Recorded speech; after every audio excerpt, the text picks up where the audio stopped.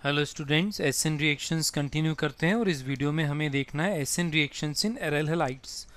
हालांकि हमने स्ट्रक्चर वाले वीडियो में ये बोला था कि aryl halides are less reactive compounds towards any SN reaction, और हमने रीज़न ये दिया था कि यहाँ पर ये जो लीविंग ग्रुप है हेलोजन, ये रिंग के साथ रेजोनेंस में इन्वॉल्व होता है और रेजोनेंस के कारण कार्बन और लीविंग ग्रुप के बीच में आ जाता है डबल बॉन्ड, और डबल बॉन्ड कैरेक्टर आने से bond strength of carbon leaving group bond increases. इसका मतलब this leaving group becomes very difficult to remove, इसलिए किसी भी एसिड रिएक्शन में ये लीविंग ग्रुप नहीं हटेगा, इसलिए इसका रिएक्टिविटी कम है। ठीक है ना। हालांकि हमने स्ट्रक्चर वाले वीडियो में ये भी बोला था कि हम चाहें तो इंडिविजुअल एक्सप्लेनेशन पर जा सकते हैं SN1 SN2 के लिए, और हमने जो एक्सप्लेनेशन वहाँ पर बोला था, एक बार मैं रिकॉल कराऊँ तो हमने बोला था ऐसा। SN1 रिएक्शन में रिएक्टिविटी डिसाइड करने का तरीका था स्टेबिलिटी ऑफ कार्बोकैटाइन। अब जब हम स्टेबिलिटी ऑफ कार्बोकैटाइन देखेंगे तो एरल हैलाइड में हमने लीविंग ग्रुप हटाया और रिमेनिंग स्ट्रक्चर पे प्लस चार्ज लगाया। तो जब मैं यहाँ से हेलोजन हटाकर प्लस चार्ज लगाऊंगा दैट इज फिनाइलिक कार्बोकैटाइन, और कार्बोकैटाइन की स्टेबिलिटी में ये लास्ट कार्बोकैटाइन आता है, मतलब हाईली अनस्टेबल। और यदि हाईली अनस्टेबल, इसका मतलब ये वाला एराइल हैलाइड SN1 रिएक्शन में बहुत कम रिएक्टिव होगा, क्योंकि reactivity of the compound directly proportional stability of the intermediate form, इसलिए SN1 रिएक्शन में कम रिएक्टिव है।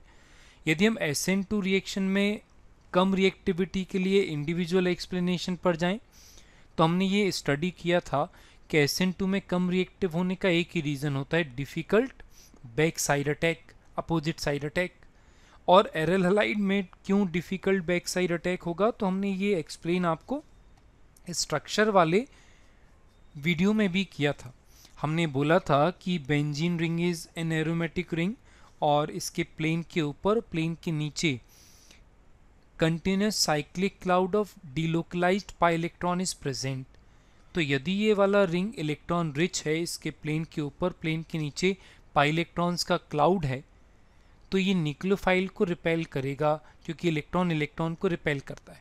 और यदि न्यूक्लियोफाइल रिपेल होगा तो अटैक नहीं होगा, और अटैक नहीं होगा तो SN2 रिएक्शन में इसका रिएक्टिविटी हमें क्या बोलना पड़ेगा, हमें कम बोलना पड़ेगा। क्लियर है। तो मैक्सिमम केसेस में एरल हैलाइड का रिएक्शन न्यूक्लियोफाइल से जब हम देखेंगे तो हमें क्या लिखना होगा, नो रिएक्शन। वो तो बात हो गई। अब इम्पॉर्टेंट बात यह है कि हमने कभी भी नॉट रिएक्टिव नहीं बोला, हमने बोला लेस रिएक्टिव। तो हमें वो केसेस देखने जहाँ पर ये रिएक्ट कर सकता है, तो हम केवल उन्हीं केसेस को स्टडी करते हैं। अब तो हम सबसे पहले ये बात क्लियर कर लें कि न्यूक्लियोफाइल होता है इलेक्ट्रॉन रिच, तो electron rich always reacts with electron deficient centre, और एरल हैलाइड में इलेक्ट्रॉन डेफिशिएंट सेंटर केवल ये वाला कार्बन है। यहाँ पर इलेक्ट्रोनेगेटिव एटम प्रेजेंट होने के कारण इस कार्बन पर रहेगा डेल्टा प्लस चार्ज। हम वो कंडीशंस अभी लिख लेंगे कि कब ऐसा होगा, हम एक्सट्रीम कंडीशन पर जाकर बात कर रहे हैं, जो बहुत रेयर केसेस में होगा। तब न्यूक्लियोफाइल डेफिशिएंट को इलेक्ट्रॉन डोनेट करेगा, मतलब bond formation takes place, but carbon can not form 5 bond, इसलिए वीक बॉन्ड पाई बॉन्ड को यहाँ से हटा दिया जाएगा, तो इस कार्बन पे आ जाएगा नेगेटिव, और न्यूक्लियोफाइल यहाँ पर अटैच हो गया। अब आगे कॉन्जुगेशन है, तो मैं रेजोनेंस लिख दूँ, और रेजोनेंस लिखूंगा तो यहाँ पर माइनस आएगा। अभी भी कॉन्जुगेशन है, मैंने रेजोनेंस लिखा, फिर यहाँ पर माइनस आया। अब इसके बाद कॉन्जुगेशन नहीं है, क्योंकि इस वाले कार्बन पर 4 सिग्मा बॉन्ड प्रेजेंट हैं। अब रिंग न्यूट्रल होने के लिए, वापस एरोमेटिक होने के लिए इस कार्बन से बॉन्ड फॉर्म करेगा, और इस बार लीविंग ग्रुप को यहाँ से हटा दिया जाएगा, तब जाकर इस तरीके से प्रोडक्ट बनेगा। किस पर्टिकुलर कंडीशन में ऐसा होगा वो अभी हम डिसाइड कर लेंगे, लेकिन जब ये होगा इसी तरीके से होगा। अब इन तीन स्ट्रक्चर्स के बीच में यदि रेजोनेंस का साइन लगा हुआ है, तो जिन स्ट्रक्चर्स में रेजोनेंस लिखा जाता है हम उनके लिए रेजोनेंस हाइब्रिड बना सकते हैं। और रेजोनेंस हाइब्रिड बनाने का तरीका हम ये बोलते थे कि electrons are equally distributed throughout the conjugation. तो हमने क्या किया, 5 कार्बन पे इलेक्ट्रॉन्स को इक्वली डिस्ट्रीब्यूटेड दिखा दिया, साथ में एक नेगेटिव चार्ज है। इस वाले कार्बन पर मैं डॉटेड लाइन नहीं ला सकता, क्यों, क्योंकि ये वाला कार्बन कॉन्जुगेशन में नहीं है। इस तरीके से होगा। अब यदि मैं ये डिसाइड करूं कि ये मैकेनिज्म SN1 है या SN2 है, तो डिसाइड करने के तरीके हमने पहले क्या सीखे थे? हमने पहला तरीका तो ये सीखा था कि हम कार्बोकैटाइन देख लें। यदि कार्बोकैटाइन बना है तो कन्फर्म मैकेनिज्म इज SN1, और यदि कार्बोकैटाइन नहीं बना तो कन्फर्म मैकेनिज्म इज SN2। देख लेते हैं। कार्बोकैटाइन नहीं बना, इसका मतलब कन्फर्म मैकेनिज्म इज SN2। दूसरा इजी तरीका ये था कि हम ये देखते थे कि न्यूक्लियोफाइल और लिविंग ग्रुप की मुलाकात हुई कि नहीं हुई। मतलब क्या लिविंग ग्रुप पहले अलग हट गया था, तो यहाँ पर नहीं हटा, इसलिए मैकेनिज्म इज SN2। तो यदि मैं इसके लिए एक नाम बनाता हूँ इस रिएक्शन के लिए, तो इस रिएक्शन का नाम क्या बनेगा? Aromatic nucleophilic substitution which is bimolecular. इसलिए क्या बोलना पड़ेगा? ArSN2 रिएक्शन बोलना पड़ेगा। लेकिन इंपॉर्टेंट बात यह है कि हमें कब पता चलेगा कि हमें ये वाला रिएक्शन करना है और कब हमें नहीं करना है, तो इसी बात पर डिस्कशन करते हैं। तो नेक्स्ट मैं लेकर आ रहा हूँ कंडीशंस, और मैंने क्लियर लिखा हुआ है देखो एरोमेटिक न्यूक्लियोफिलिक सब्स्टिट्यूशन के लिए कि aryl halides can give ArSN2 reaction only in the following 2 conditions. केवल 2 ही कंडीशंस हमें याद रखना है जब हम प्रोडक्ट बनाकर आएंगे। यदि इन 2 कंडीशंस में से कंडीशन नहीं रहेगा तो हम हमेशा नो रिएक्शन लिखकर आने वाले हैं। तो कौन कौन सा कंडीशन है देखते हैं। फर्स्ट कंडीशन में लिखा हुआ है under drastic conditions. Drastic conditions mean extreme conditions, means when very high temperature, high pressure and very strong nucleophile is used. तो जब हम high temperature high pressure apply करेंगे तो कितना भी स्ट्रॉन्ग बॉन्ड क्यों ना हो, वो किसी न किसी कंडीशन में तो ब्रेक हो जाएगा और ये रिएक्शन कंप्लीट हम करा सकते हैं। लेकिन ये एडवाइजेबल नहीं होता क्योंकि हाई टेम्परेचर पे होने वाले रिएक्शन कंट्रोल्ड रिएक्शंस नहीं होते हैं, so many side products are form, इसलिए ये इंपॉर्टेंट नहीं होता, ये क्वेश्चंस फ्रेम नहीं करता। सबसे इंपॉर्टेंट कंडीशन है ये वाला सेकंड, यहीं से क्वेश्चन बनते हैं सबसे ज़्यादा। क्या लिखा है? व्हेन इलेक्ट्रॉन विथड्रॉइंग ग्रुप, मतलब EWG is present at ortho and para positions. ये ध्यान रखना ऑर्थो और पैरा पर रहें, मेटा पर क्यों नहीं, अभी बात कर लेंगे। लेकिन लिखा हुआ है कि यदि लिविंग ग्रुप के ऑर्थो एंड पैरा पोजीशन पर EWG प्रेजेंट रहेगा तो रिएक्शन हो जाएगा। अब ऑर्थो या पैरा पोजीशन पर EWG प्रेजेंट होने से फर्क क्या पड़ेगा, तो मुझे पहले मैकेनिज्म लिखकर देखना पड़ेगा एक बार। तो फिर मैं मैकेनिज्म लिख लेता हूँ, और जब मैं मैकेनिज्म लिखूंगा तो मैकेनिज्म देखो फर्स्ट स्ट्रक्चर में मैंने NO2 मतलब EWG कहाँ पर लिया है? ऑर्थो पर लिया है। तो जब न्यूक्लियोफाइल अटैक करेगा ArSN2 का मैकेनिज्म लिखूं तो नेगेटिव चार्ज इस कार्बन पर आएगा, और बस यही सबसे इंपॉर्टेंट स्ट्रक्चर है इस मैकेनिज्म का। यही है जो इंपॉर्टेंट ऑब्जर्वेशन बनवाएगा हमें, और इंपॉर्टेंट ऑब्जर्वेशन ये है कि उस कार्बन पर नेगेटिव चार्ज आया जिस कार्बन पर EWG प्रेजेंट है, और EWG makes the कार्बेनाइन highly stable. हालांकि मैंने मैकेनिज्म पूरा लिखा हुआ है, माइनस यहाँ पर आएगा, फिर रेजोनेंस होगा, माइनस यहाँ पर आएगा, फाइनली लिविंग ग्रुप को हटा दिया जाएगा, प्रोडक्ट फॉर्म हो जाएगा। तो ये ध्यान रखना ऑब्जर्वेशन, अभी कंपेयर करने में काम आएगा। अब यदि मैंने मेटा पोजीशन पर NO2 लिया और जब मैं मैकेनिज्म यहाँ पर ArSN2 लिखूंगा तब इंपॉर्टेंट ऑब्जर्वेशन है कि यहाँ पर माइनस आया। अब जब मैं रेजोनेंस लिखूंगा ना, तो जरा ध्यान से देखो, उस कार्बन पर नेगेटिव चार्ज नहीं आया जिस कार्बन पर NO2 प्रेजेंट है। इसका मतलब NO2 जिस कार्बन से अटैच्ड है उसके एडजेसेंट कार्बन पे नेगेटिव चार्ज आया। ठीक है, ये ऑब्जर्वेशन ध्यान रखना, मैकेनिज्म पूरा लिखा हुआ है मैंने। लास्ट स्ट्रक्चर में हमने क्या किया? पैरा पोजीशन पर NO2 लगाया, और जब मैं ArSN2 लिखूंगा न्यूक्लियोफाइल अटैक करेगा, माइनस यहाँ पर आएगा। फिर जब मैं रेजोनेंस लिखूंगा, और बस यही सबसे इंपॉर्टेंट स्ट्रक्चर है जो ऑब्जर्वेशन बनाने में हेल्प करेगा। फिर से वही ऑब्जर्वेशन है कि नेगेटिव चार्ज उस कार्बन पर आया जिस कार्बन पर इलेक्ट्रॉन विथड्रॉइंग ग्रुप प्रेजेंट है। और मैं बार बार बोल रहा हूँ कि इलेक्ट्रॉन विथड्रॉइंग ग्रुप क्या करता है? बनने वाले इंटरमीडिएट कार्बोनाइन को हाईली स्टेबलाइज करेगा, और इंटरमीडिएट को स्टेबलाइज करना मतलब रिएक्शन के लिए फेवरेबल कंडीशन है ये। तो हमने क्या देखा? ऑर्थो में ऐसा ऑब्जर्वेशन आया था, अभी फिर से देख लेते हैं। देखो, और ऑर्थो पे जब इलेक्ट्रॉन विथड्रॉइंग ग्रुप प्रेजेंट था तब नेगेटिव चार्ज EWG वाले कार्बन पे आया था। मेटा में ऐसा नहीं हुआ, पैरा में ऐसा हुआ। इसका मतलब क्या है? इंपॉर्टेंट ऑब्जर्वेशन लिखा हुआ है कि presence of electron withdrawing group at ortho and para positions makes the intermediate carbanion more stable.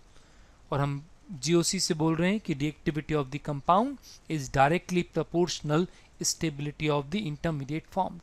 इसलिए क्या रहा final decision, ortho para position पे EWG रहेगा तो हम प्रोडक्ट बनाकर आएंगे, और दी ऑर्थो पैरा पे EWG नहीं रहा तो हमें नो रिएक्शन लिखकर आना पड़ेगा। तो फिर ये भी कंफर्म है कि ऑर्थो पैरा पर जितना ज़्यादा इलेक्ट्रॉन विड्रॉइंग ग्रुप रहेगा रिएक्टिविटी उतना ज़्यादा रहेगा। तो यदि मैं रिएक्टिविटी का ऑर्डर लिखूं तो रिएक्टिविटी कुछ ऐसा होगा कि सबसे ज़्यादा रिएक्टिव कब रहेगा, जब सबसे ज़्यादा इलेक्ट्रॉन विड्रॉइंग ग्रुप हो कहाँ पे, ऑर्थो एंड पैरा पोजीशंस पे। तो यहाँ पर 3 NO2 हैं तो सबसे ज़्यादा रिएक्टिविटी, कम EWG हुआ रिएक्टिविटी कम हुआ, एक EWG में और कम हुआ और EWG नहीं है तो सबसे कम रिएक्टिव रहेगा।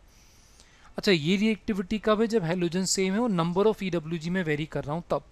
तो मैं सबसे इंपॉर्टेंट बात पर आता हूँ, यदि मैं डिफरेंट हैलोजन लेकर बात करूँ तब। जब मैं डिफरेंट हैलोजन लेकर बात करूंगा तब जरा ध्यान से देखो, ये बिल्कुल अपोजिट ऑर्डर लिखा हुआ है।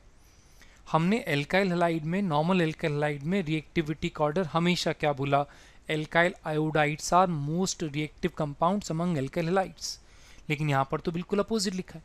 फ्लोरोबेंजीन को मैंने मोस्ट रिएक्टिव लिखा हुआ है, फिर क्लोरोबेंजीन को लिखा हुआ है, फिर ब्रोमोबेंजीन को लिखा हुआ है, और बिल्कुल लास्ट में किसको लिखा हुआ है मैंने, लास्ट में लिखा हुआ है आयोडोबेंजीन को, जबकि एल्काइल हैलाइड में जस्ट अपोजिट था।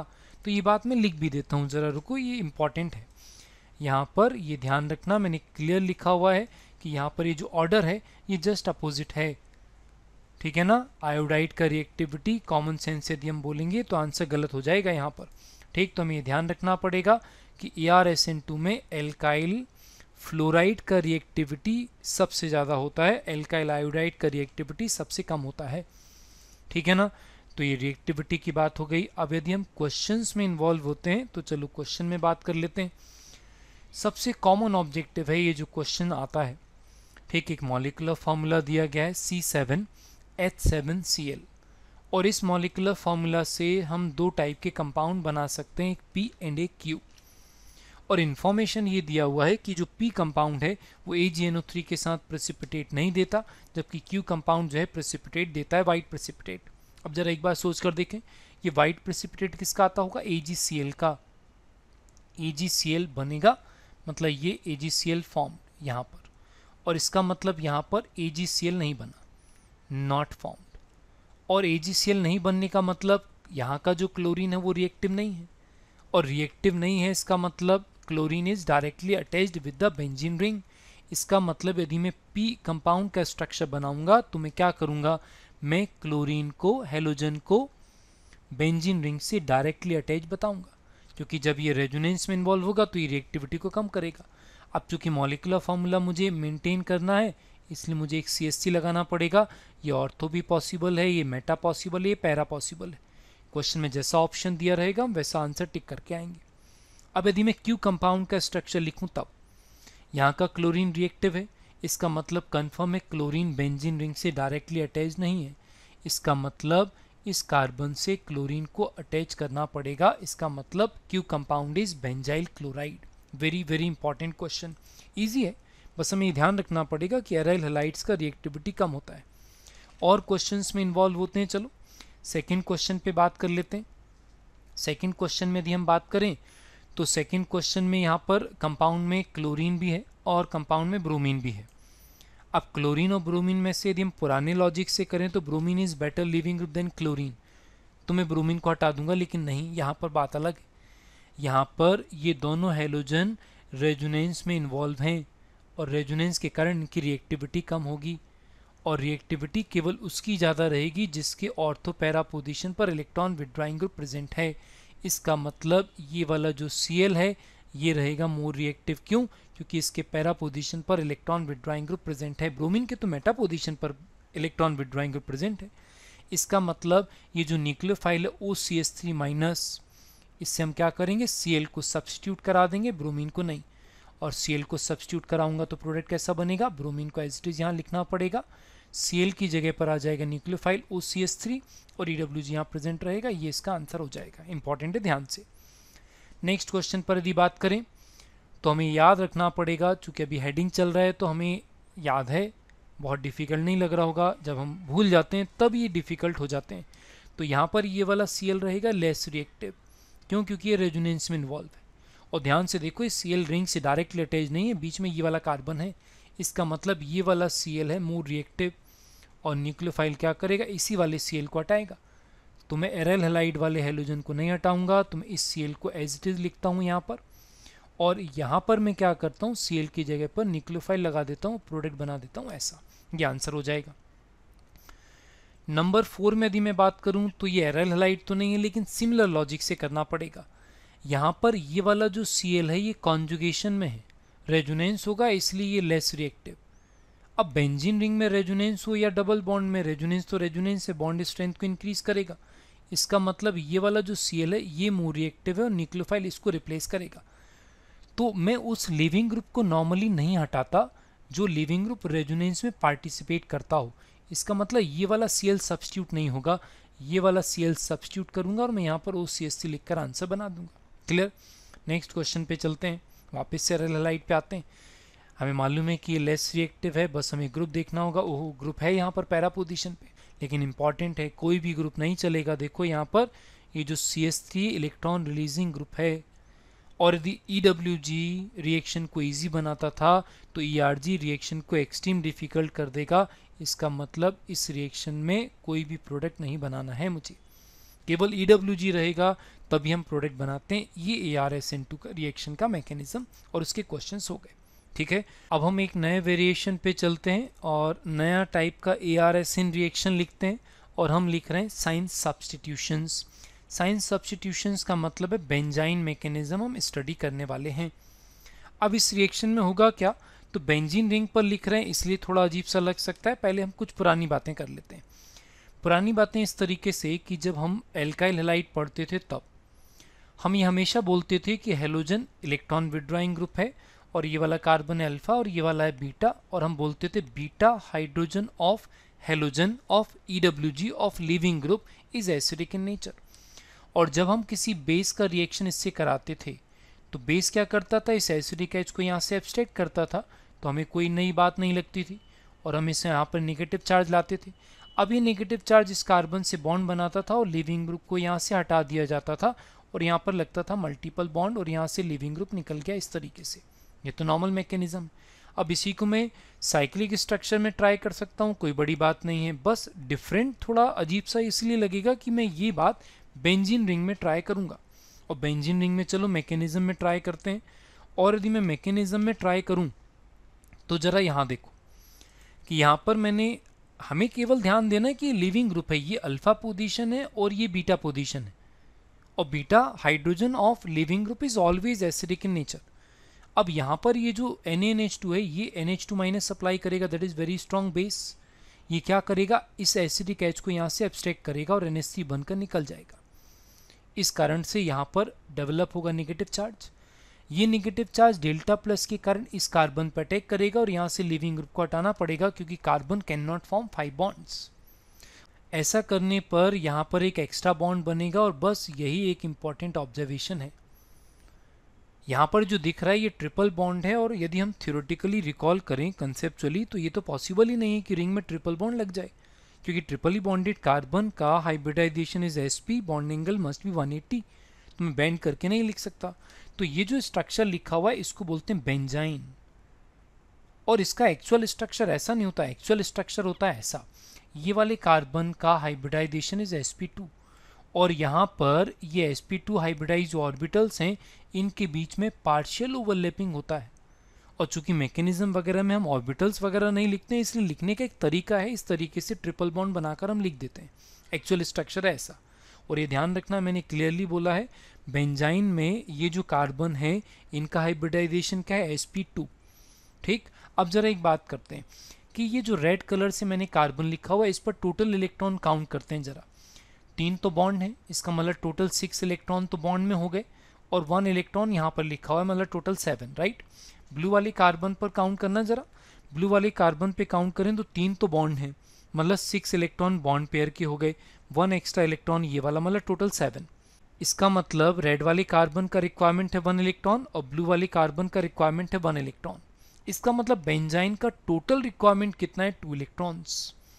और जिस स्ट्रक्चर का रिक्वायरमेंट होता है 2 इलेक्ट्रॉन्स, वो स्ट्रक्चर रिएक्ट करता है किससे, न्यूक्लियोफाइल से, क्योंकि न्यूक्लियोफाइल डोनेट्स 2 इलेक्ट्रॉन्स। इसका मतलब बेंजाइन जो है वो न्यूक्लियोफाइल से रिएक्ट करेगा। अब जब मैं न्यूक्लियोफाइल लिखूंगा तो न्यूक्लियोफाइल कौन है, NH3, जो NH2 माइनस ने H प्लस को एब्स्ट्रैक्ट करके बनाया था ना, वो न्यूक्लियोफाइल है। अब यहाँ पर पॉसिबिलिटी दो हैं, ये रेड वाले कार्बन पे अटैक करेगा कि ब्लू वाले कार्बन पे अटैक करेगा, तो दोनों का कंडीशन आइडेंटिकल।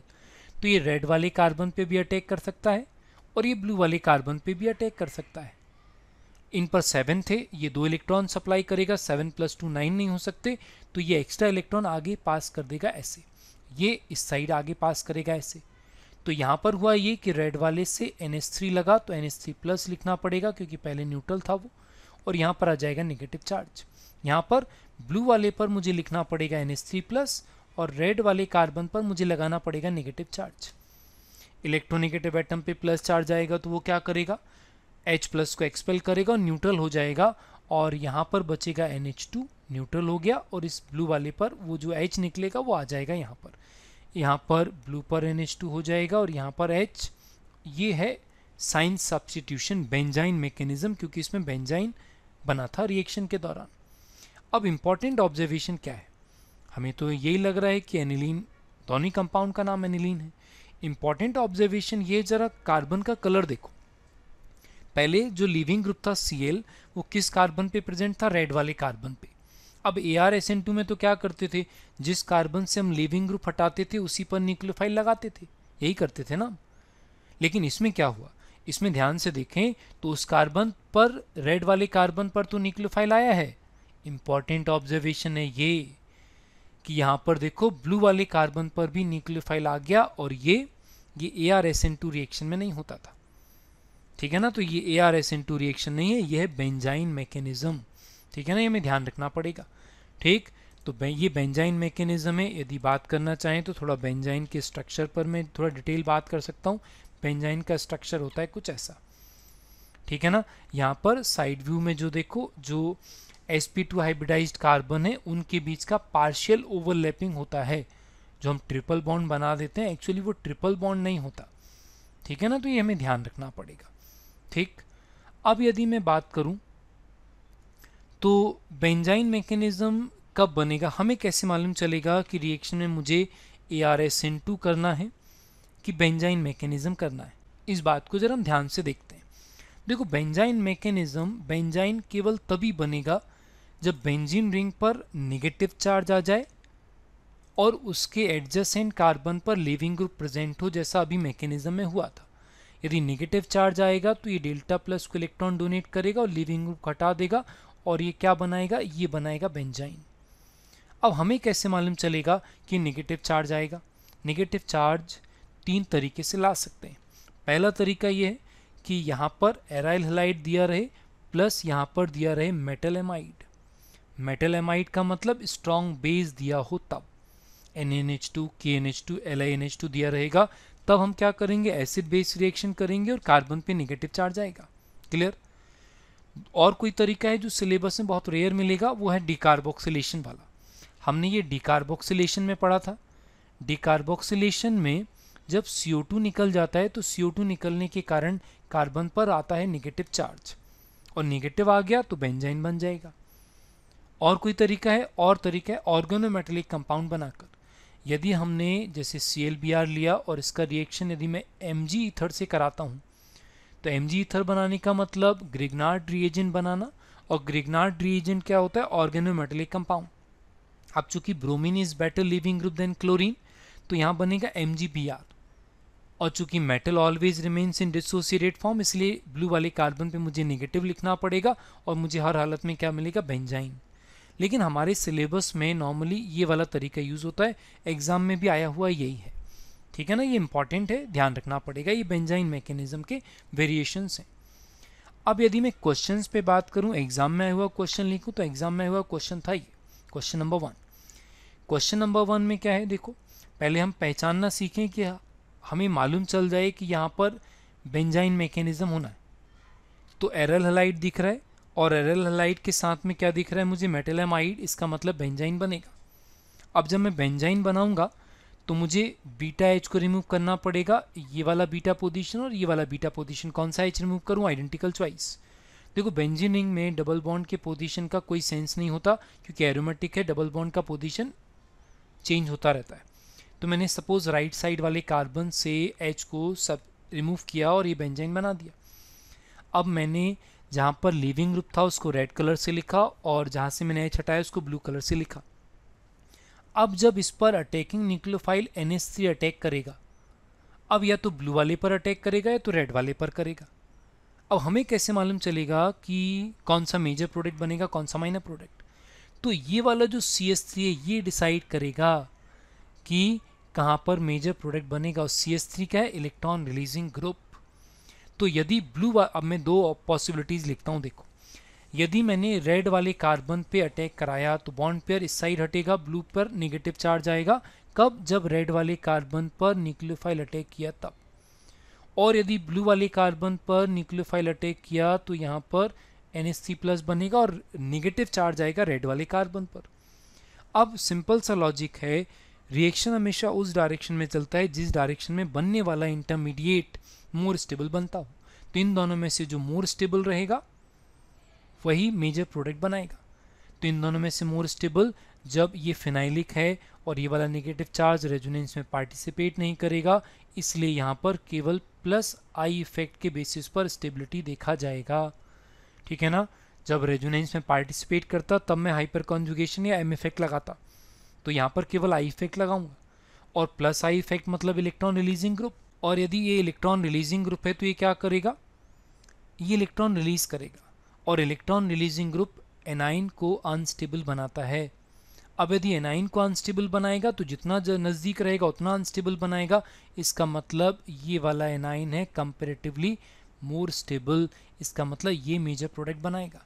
इसका मतलब यहाँ पर NH2 लिखूंगा और यहाँ पर मैं लिखूंगा H और ये रहेगा आंसर। इस तरीके से डिसाइड होता है इंटरमीडिएट की स्टेबिलिटी के बेसिस पर। और इंटरमीडिएट का स्टेबिलिटी हम आई इफेक्ट से देखते हैं, ये ध्यान रखना पड़ेगा। और क्वेश्चन ट्राई कर लेते हैं। जैसे मैंने क्वेश्चन नंबर 2 में कुछ नया ट्राई किया।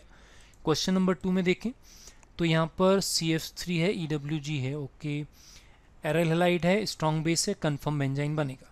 अब यहाँ पर ये Cl और यहाँ पर ये यहाँ का H निकलेगा तो बेंजाइन में यहाँ बनूंगा। मैंने पहले ही बोला है डबल बॉन्ड की पोजीशन का कोई सेंस नहीं बनता, तो मैंने इस तरीके से लिख दिया बेंजाइन।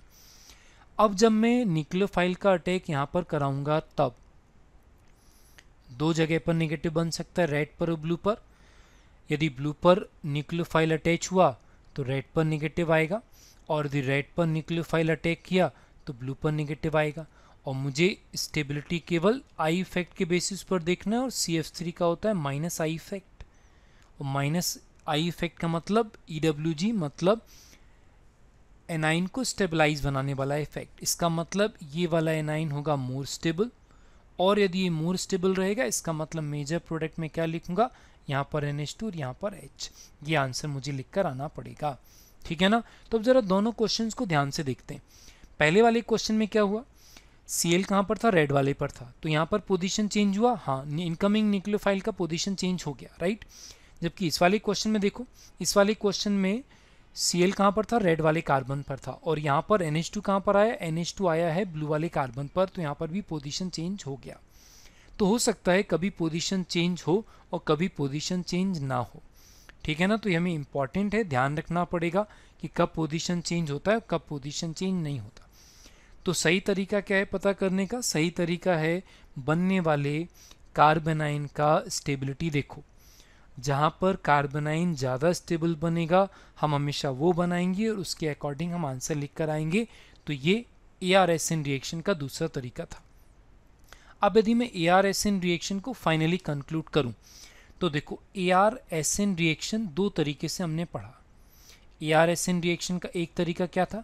एक तरीका था ARSN2 रिएक्शन, ARSN2 था। और दूसरा तरीका क्या था? दूसरा तरीका था बेंजाइन मैकेनिज्म। बेंजाइन मैकेनिज्म दोनों में क्या डिफरेंस था? ARSN2 में क्या हुआ था, न्यूक्लियोफाइल ने पहले अटैक किया था, रिंग में नेगेटिव चार्ज आया था, इसका मतलब पहले एडिशन हुआ था, बाद में फिर लास्ट में लीविंग ग्रुप को हटाया था, इसलिए इसको पढ़ते हैं क्या? AE mechanism. AE मैकेनिज्म का मतलब addition, addition followed by elimination mechanism. Elimination of leaving group तो बिल्कुल लास्ट में हुआ था ना। और बेंजाइन मैकेनिज्म में क्या हुआ? पहले एलिमिनेशन हुआ, बाद में न्यूक्लियोफाइल का एडिशन हुआ, इसलिए इसको बोलते हैं ईए मैकेनिज्म। मतलब समझ तो गए होगे आप, क्या लिखना पड़ेगा, elimination followed by addition mechanism. ठीक है, तो दोनों तरीके ध्यान से। दोनों में क्या डिफरेंस, ARSN2 में न्यूक्लियोफाइल और लिविंग ग्रुप का पोजीशन हमेशा सेम रहता है। बेंजाइन मैकेनिज्म में न्यूक्लियोफाइल और लिविंग ग्रुप का पोजीशन सेम भी हो सकता है और डिफरेंट भी हो सकता है। वो जो ग्रुप प्रेजेंट रहेगा ना, उस पर डिपेंड करता है। ठीक है ना।